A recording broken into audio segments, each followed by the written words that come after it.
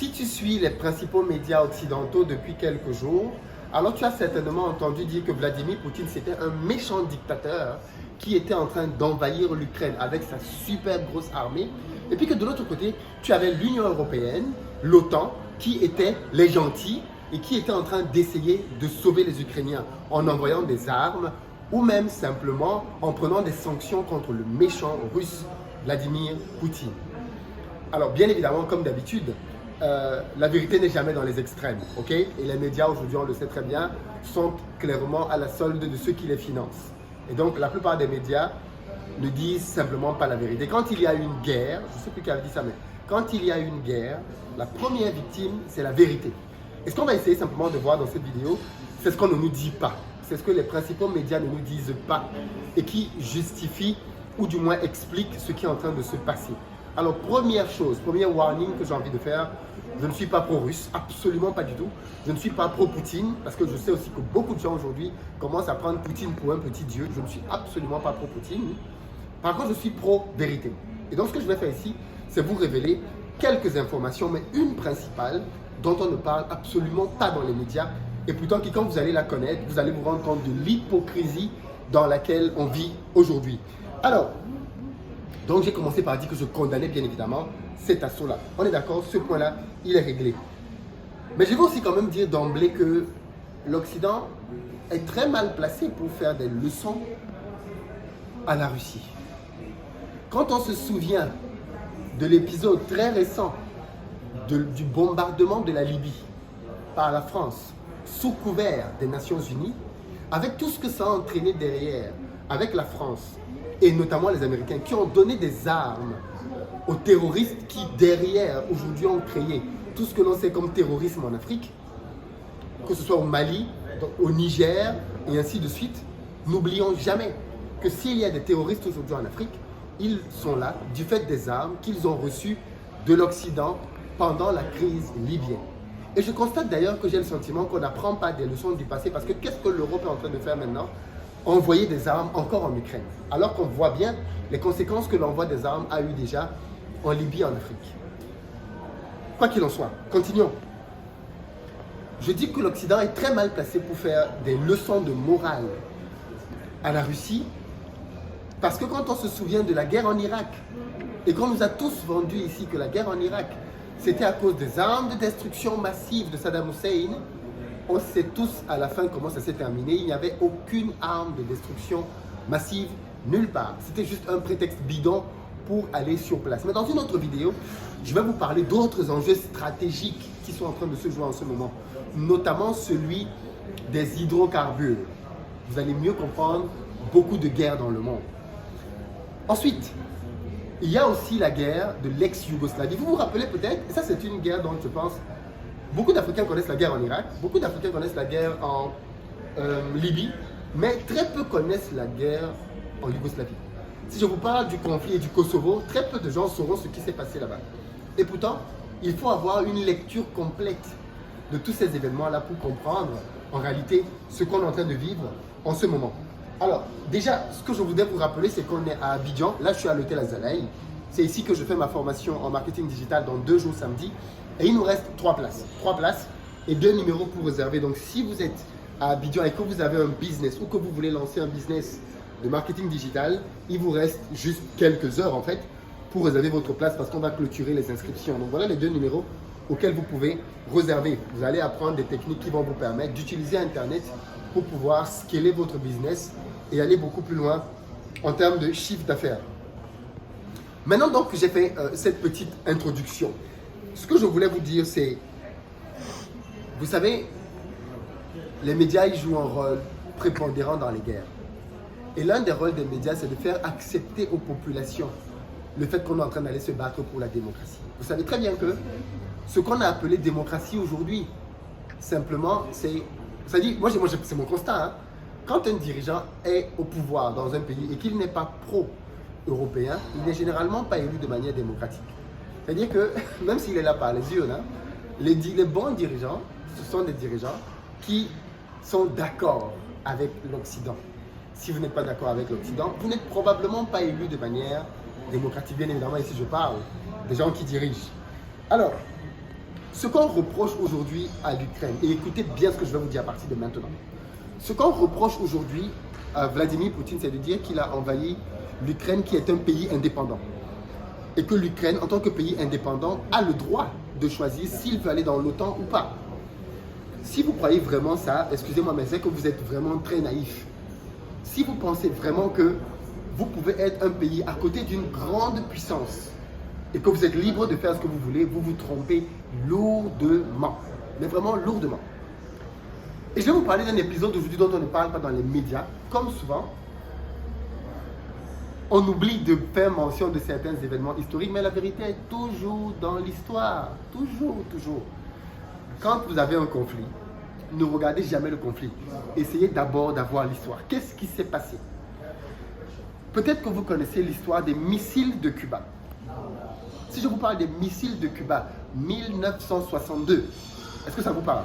Si ça ne vous parle pas, alors vous ne comprenez pas l'hypocrisie qui se joue en ce moment, notamment dans certains médias. C'est quoi les missiles de Cuba en 1962? 1962, on est en pleine guerre froide. On a deux grands blocs militairement forts l'un comme l'autre. On a le bloc américain et on a le bloc soviétique.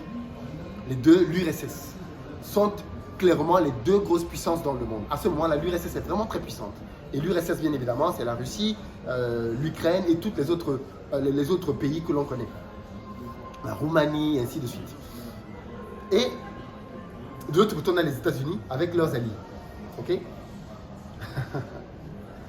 il se trouve que, comme souvent, les États-Unis positionnent des bases militaires avec des missiles qui peuvent atteindre l'URSS. Et ils les posent en Italie, mais surtout en Turquie. Et à cette époque-là, qu'est-ce qui se passe? Les États-Unis sont les premiers, il faut le préciser, à mettre des bases avec des missiles qui peuvent atteindre leur ennemi. Ok? Alors, c'est incroyable. L'URSS décide de riposter. Ok? L'URSS décide de riposter face à ce qu'elle considère comme étant une grosse attaque. Alors je vais préciser que à cette époque-là, on n'avait pas les missiles intercontinentaux comme maintenant. On n'avait pas les missiles longue portée.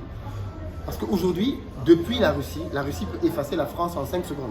5 secondes, toute la France n'existe plus. Depuis la Russie. Depuis la Russie peut bombarder qui ils veulent dans le monde entier. On a ce qu'on appelle aujourd'hui des missiles intercontinentaux. Et c'est pour ça que la Russie d'ailleurs est la première puissance nucléaire dans le monde. Donc c'est un pays qui peut détruire qui ils veulent dans le monde entier. Et il se trouve donc quoi?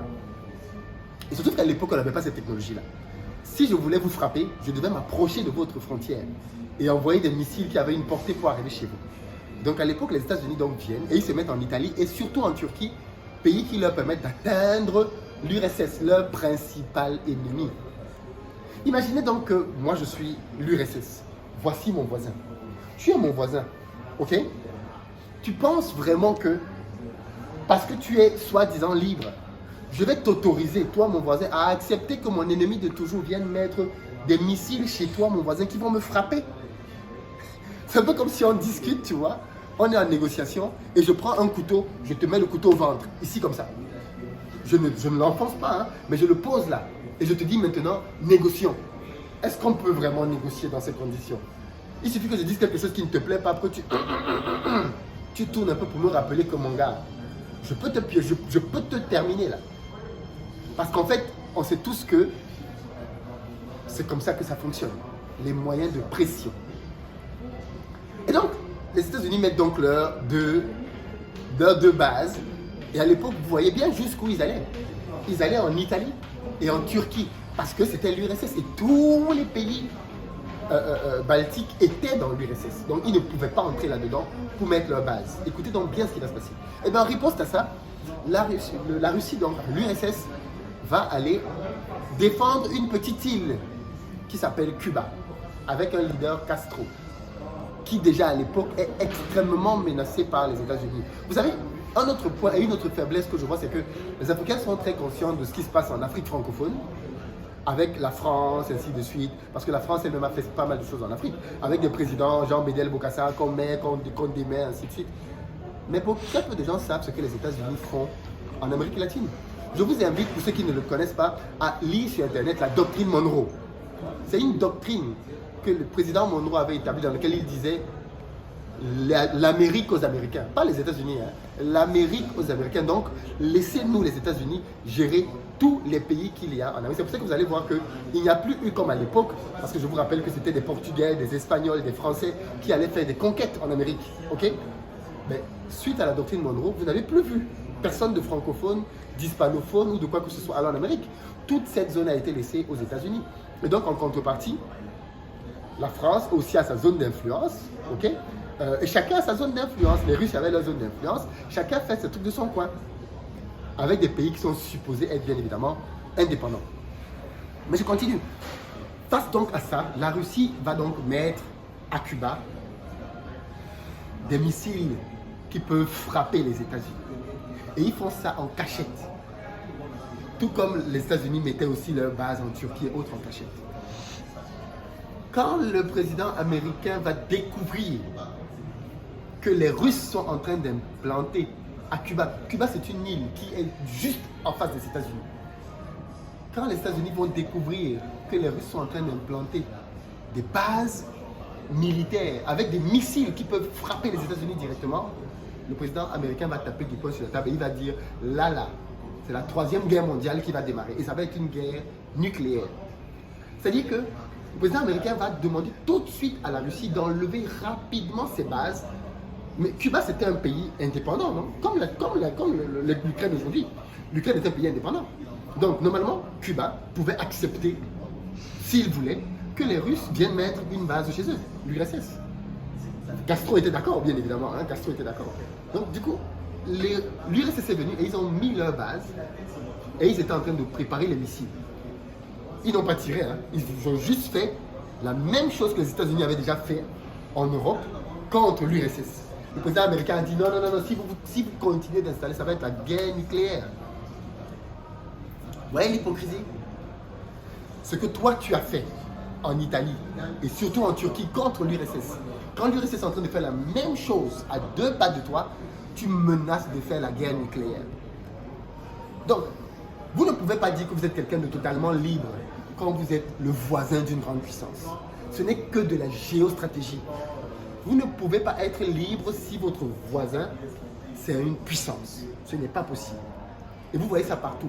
En Chine, en Russie, partout là où vous avez une grosse puissance, les pays qui sont tout autour, c'est compliqué. C'est une réalité. On ne peut pas vivre dans un monde de bisounours. On doit analyser le monde tel qu'il est, pas tel qu'on l'imagine ou on le perçoit, mais tel qu'il est. Et tel qu'il est, on voit clairement que, comme vous êtes le voisin d'une grande puissance, vous n'êtes pas tant libre que ça. Et donc, quand on a donc cette analyse-là, et que l'on se rappelle donc que l'URSS va retirer ses bases, et en contrepartie, les États-Unis vont aussi retirer leurs bases, chacun retire ses bases, vous comprenez donc maintenant pourquoi est-ce que quand il va y avoir la chute du mur de Berlin et le démantèlement de l'Union soviétique, les Russes, depuis des années, perçoivent comme une très haute trahison le fait que les bases américaines ne font que se rapprocher de la Russie. À la suite de cette guerre-là, à la suite du conflit, à la suite du démantèlement, de la réunification, parce qu'il faut le préciser, hein, l'Allemagne était un pays divisé en deux. Une partie était dans l'OTAN et l'autre était dans le côté soviétique. Et puis il y avait ce qu'on appelait le pacte de Varsovie. J'ai oublié cet élément très important. Le pacte de Varsovie, c'était l'équivalent de l'OTAN. Pourquoi l'OTAN avait été créé? L'OTAN avait été créé, le but de l'OTAN à la base avait été créé pour résister à l'URSS. Comment expliquer donc que l'URSS n'existe plus et l'OTAN a continué à exister? Comment expliquer que le pacte de Varsovie, qui était l'équivalent, n'existe plus, mais l'OTAN non seulement a continué d'exister, mais s'est agrandi et amplifié? Comment expliquer ça? Donc, quand on vit du côté occidental du monde et qu'on est baigné à longueur de journée avec France 24, RFI et autres, des médias de propagande française, mais c'est normal qu'on ait une vision du monde dans lequel le méchant c'est la Russie, le méchant c'est la Chine. Vous n'avez pas remarqué que tous ceux qui ne sont pas pro-occidentaux sont des méchants? Tous ceux qui ne sont pas pro-occidentaux sont des méchants. La Chine, ce sont des méchants. La Russie, ce sont des méchants. Ok. Mais je rappelle que plus de la moitié de la population mondiale n'est pas en Occident. Donc une grande partie du monde entier, Chine, Inde, et vous allez remarquer que tous ces pays-là ont beaucoup plus de réserves par rapport à la crise qui se déroule maintenant. Il n'y a que les Occidentaux qui sont en train de s'agiter à gauche et à droite pour pouvoir essayer d'asphyxier la Russie. Et ça aussi, on en parlera dans une autre vidéo, les sanctions économiques qui n'ont pas beaucoup d'impact. Mais de l'autre côté, le reste du monde entier observe avec beaucoup plus de réserve ce qui se passe en Russie. Donc, moi je trouve que on ne peut pas analyser ce qui se passe en Russie sans connaître l'histoire. Et l'histoire, c'est que quand on est une grande puissance qui s'appelle la Russie, on ne peut pas permettre qu'à ses pieds, on ait une base militaire américaine. Et déjà que depuis l'effondrement du mur de Berlin, les Russes n'ont cessé d'avaler des couleuvres, grâce à cause de l'OTAN qui n'a fait que se rapprocher de la Russie. Donc voilà un peu la perception qu'il faut avoir. Ce que l'on est en train de vivre maintenant en Russie a eu lieu en 1962 avec Cuba et les États-Unis ont menacé de faire une guerre nucléaire. Et aujourd'hui, quand la Russie est dans la même position, les Russes deviennent les diables du monde. Je le répète encore, dire ceci ne signifie pas qu'on est pro-russe. Je ne suis absolument pas pro-russe. J'ai juste un cerveau, je veux réfléchir de manière indépendante et autonome, sans avoir besoin d'avoir une réflexion pro-occidentale ou pro-russe. Je condamne bien évidemment, je l'ai déjà dit, l'intervention militaire russe en Ukraine, mais il n'en demeure pas moins que pour comprendre ce qui se passe, il faut invoquer le passé. Et quand on regarde le passé, ceux qui aujourd'hui sont en train de vouloir donner des leçons de démocratie à la Russie ont démontré à plusieurs reprises qu'ils étaient tous sauf démocrates. Dites-moi ce que vous en pensez. Qu'est-ce que cette crise vous invoque? Qu'est-ce qu'elle vous inspire? Et puis surtout, comment est-ce que vous analysez l'épisode dont je viens de vous parler, des fameux missiles de Cuba de 1962? Très bientôt.